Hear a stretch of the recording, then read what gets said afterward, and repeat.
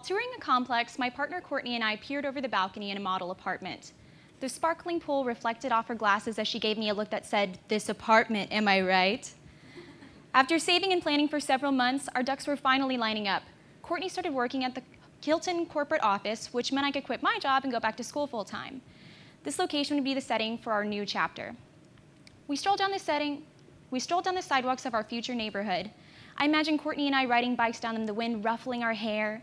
We are just so full of joy that it spills out of us through our laughter. In just 6 weeks, we would actually live here, and this vision could be a reality. There was just one problem. I, at 22 years old, had never learned how to ride a bicycle. Everyone is outraged when I tell them this. But you can't even relate to that saying, people say. It's like riding a bike, you never forget how. Every single time. Increasingly, I associated shame with my inability, so much so that I stopped confessing it. My excuses grew too hard to explain. I learned how to do grown-up things before I learned how to do kid things. I had a full-time job, worked in a management position, and started paying rent before I even graduated high school. I spent much of my teenage years nurturing my mother's self-esteem and convincing her that she could make more money at a real job and save us from our monthly eviction notices. When I was 10, CPS rescued me and Mom from our cockroach-infested trailer and helped us settle into a more suitable abode. For Christmas, my social workers bought me a bicycle, a luxury my mother had never been able to afford. I wanted my mom to teach me to ride it, but she told me I would have to learn on my own. She was far too busy day napping to supervise this frivolous endeavor. The thing I am most afraid of, besides spiders, is falling. I hate the feeling of butterflies in my stomach, like something bad will happen and there's nothing I can do to stop it. Learning to ride a bike involved quite a lot of falling, so I set my bike aside, vowing to pick it back up one day. 12 years later, I am moving into my dream apartment with the woman of my dreams. I needed to stop stalling and take action. The first step in attaining my goal was purchasing a black Next mountain bike. Courtney was very supportive, literally. During my first few attempts at riding, she was physically holding me up. She offered good advice such as start pedaling anytime now, and no, like this. Her suggestions seemed so simple, like, of course I should be able to perform basic motor skills. It was too embarrassing to have her witness my failure. Even as nice as she was, I told her I would have to learn to do this myself. Besides my own insecurities, I invented many other obstacles. My starting point had to be near grass, a cushion in case I fell. Even still, I was irrationally afraid of smashing my head into the curb, my pink brains clashing against the red fire lane. I could only practice in the dead of night so as not to be seen and therefore judged. As the headlights of passing cars illuminated my struggle, I would dismount my ride and wander to random places until they were gone. Once, a woman dawdled for a while in her truck before running some errand of the night. Cloaked in shadow, I awaited her departure.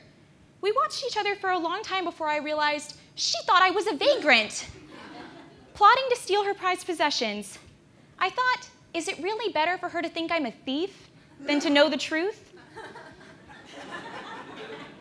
Yes, I decided. I pretended to text people, the blue hue of electronics looming over my hoodlum face. Emboldened by my rapidly approaching move date, I dragged my bike to a hill and pushed off with my right foot. Finally, my left foot found its pedal and propelled the bike forward. The frigid autumn breeze nipped at my cheeks, brushed my short hair away from my face like a mother might. It lifted me up and I glided, ghost-like, down the hill. But it was too liberating.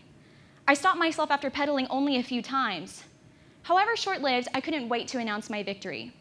"Dear closest friends," my group text said, "today I rode a bike for multiple intervals of several seconds."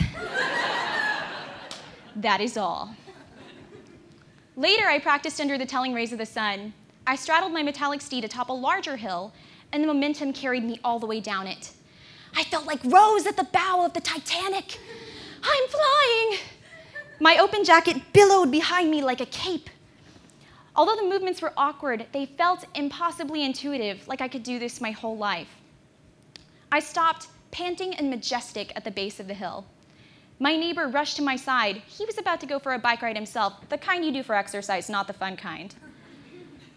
His brow crinkled as his eyes swept over me. He asked, "Is something wrong with your bike?"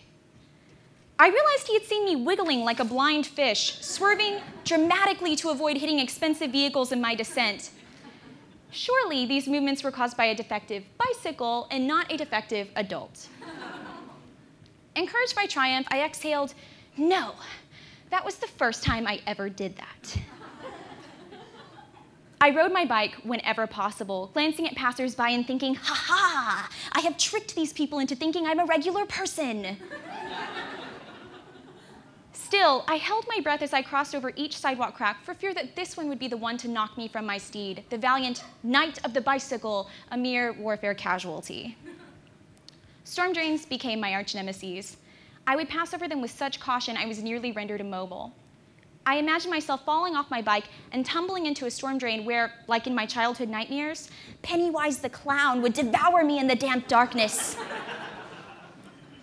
Finally, with a hammering heart, I raced over one, pretending there was no balloon, floating out of it as I passed. And miraculously, I survived. Suddenly, a brick wall appeared beside me, and the sidewalk seemed to shrink beneath the shadow of its vehemence. I knew logically that both me and my bike could occupy the sidewalk. I had walked on it many times, even passing other people, without tripping and plummeting to my death. Still, I couldn't escape this feeling that this wall would bring my demise. I had an idea. I would reach out my hand and touch it as I rode by, so I would catch myself if I fell toward it. The wall crept closer until it grazed my fingertips with its rough surface. It steadied my body, but my bike kept moving. Like a wild stallion, my bike reared up and flung me aside. My arm scraped against the wall as I slid down it. My knee crashed into the concrete. Pinned awkwardly under my bike, I blinked up at the sky. The worst had happened.